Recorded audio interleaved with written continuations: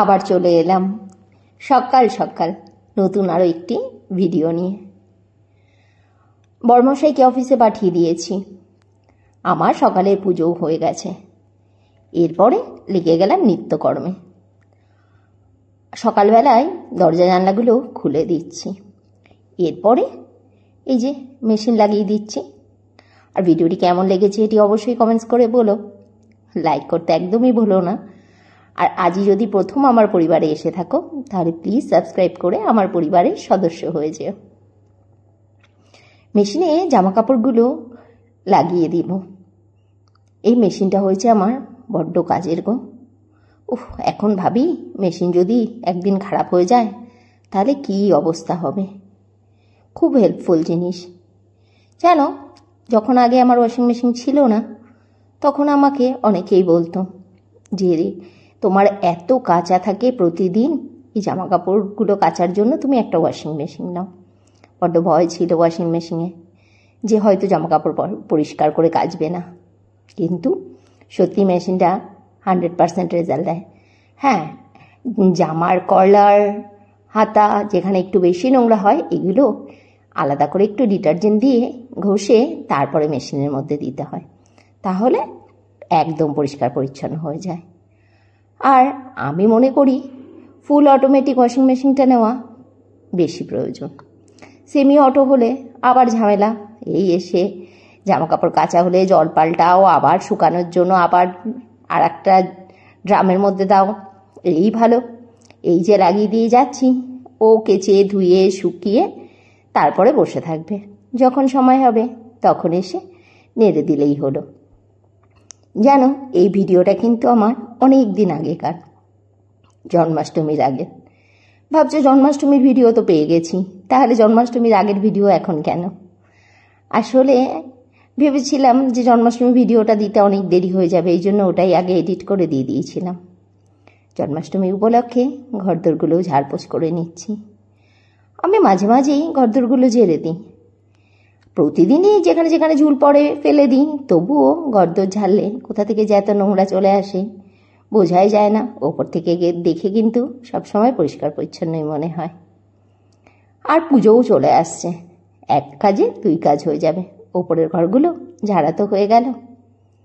ভীষণ ঝুল পড়ে জানো, কোথা থেকে যে এত ঝুল আসে কে জানে। সারাদিন বন্ধ থাকে দরজা জানলা, তবুও এত ধুলো কোথা থেকে যে উৎপত্তি হয় কে জানে। আজ ভাবলাম বেডশিটগুলোও চেঞ্জ করে দেবো। ওপরের ঘরের বেডশিটটাও তুলে রাখছি। না না, আজ আর কাচবো না, এগুলো আবার কাল কাচবো। আজ যা কাচার সেগুলো মেশিনে লাগিয়ে দিয়েছি। এই বেডশিটটা খুব পছন্দ করে কিনেছি, একটা কিনিনি, দুটো বেডশিট একসাথে কিনেছি। অনেকগুলো পিলো কাভারও কিনেছি। এই বেডশিটগুলো বেশ ভালো লাগে দেখতে, বাদনি প্রিন্টের বেডশিট। অনেকদিন ধরেই ভাবছিলাম এরকম একটা বেডশিট কিনবো। 480 টাকা মতো নিয়েছে এই বেডশিটটা। কেমন হয়েছে বেডশিটটা অবশ্যই কমেন্টস করে বলো। আমার খাটে আবার একটু বড় বড় বেডশিট না পাতলে হয় না, এদিক ওদিক দিয়ে উঠে থাকে। আসলে খাট তো কিং সাইজের, এই জন্য বেডশিটটাও একটু দেখে বুঝে কিনতে হয়।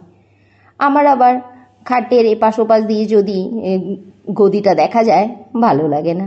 খাটের বেডশিট হবে একদম খাটের থেকে অনেকটা বড়, চারদিক থেকে ঝুলবে না। নতুন বেডশিটও পেতে দিলাম। এরপরে ঘরদোরগুলো ঝাড় দিয়ে নিচ্ছি। আজকে একটু ঝাড়টার দিয়ে রাখছি, আজ আর পোছা হবে না। কালকে খুব ভোরবেলাতে আবার চলে আসবো ঘরদোরগুলো পোছার জন্য। আমি সকাল সকালই চেষ্টা করি ওপরের ঘরগুলো পুছে নেওয়ার। দুপুরবেলা হয়ে গেলে না আর ইচ্ছে করে না, মনে হয় থাক কাল পুছবো। আর এই জন্য সকাল সকালই এই কাজগুলো করে ফেলি। আর এখন কিন্তু ঘড়িতে প্রায় রাত সকাল 9টা মতো বেজে গেছে। প্রতিষ্ঠাও যাবে স্কুলে, তাড়াতাড়ি করে নিচে গিয়ে আবার ওকে স্কুলের জন্য রেডি করতে হবে। এই সকালবেলায় উঠে সংসারের কাজ আর কাজ, একটা মিনিটও নেই যেদিন কাজ থেকে ছুটি পাওয়া যাবে।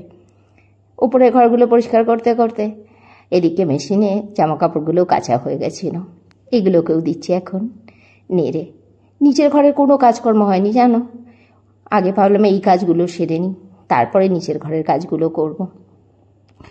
সংসারে গৃহবধূদের কাজ কিন্তু চোখে দেখা যায় না, কাজের কোনো হিসেবও নেই, তবুও সারাদিন কাজ কাজ করতে করতে ক্লান্ত হয়ে যাই, বিধ্বস্ত হয়ে যাই, তবুও যেন কাজের শেষ নেই।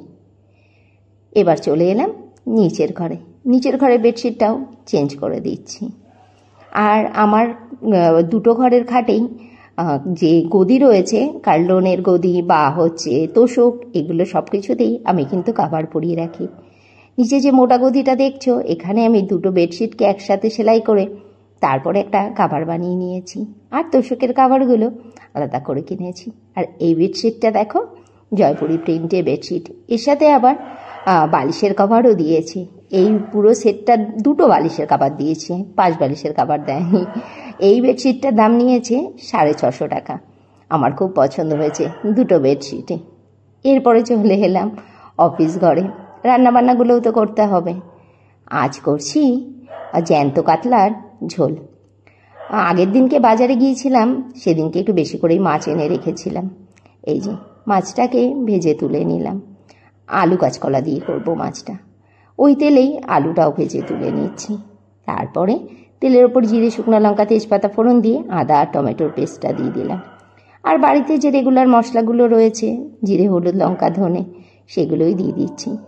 আমার রান্না দেখে অনেকেই বলো আমি প্রচুর তেল মশলা খাই, এত টকটকে রং হয় কি করে? না গো, বেশি তেল খাই না, একটু কাশ্মীরি লঙ্কার গুঁড়ো দিয়ে দিই, তার জন্যই রংটা এত সুন্দর হয়। আমার বাড়িতে আবার রং সুন্দর না হলে খাবারে কেউ পাতেই তুলবে না। মাছের ঝোলটাও ফুটে গেছে। এবার বসিয়ে দিচ্ছি কচুরলতি। বরমশাই 1 গাদা কচুরলতি নিয়ে এসেছিল, মাসি কেটে দিয়েছে। পেঁয়াজ আর রসুন দিয়ে কচুরলতিটা ভাজা করে নিচ্ছি। আর করছি তরকার ডাল, রাতে রুটি খাওয়ার জন্য।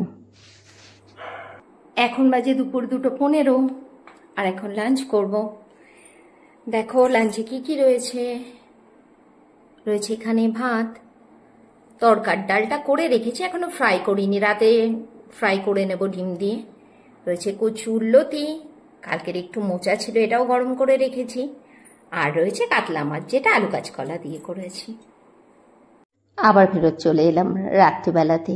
তৈরি করে নিচ্ছি রুটি। আমার বাড়িতে ঠান্ডা রুটি কেউ খেতে ভালোবাসে না।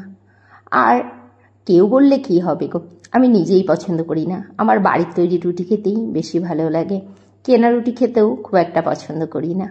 আর দুপুরে যে তরকার ডালটা করে রেখেছিলাম, ওটা এখন ডিম দিয়ে ফ্রাই করলাম, আর একটু ধনেপাতাও ছড়িয়ে দিলাম।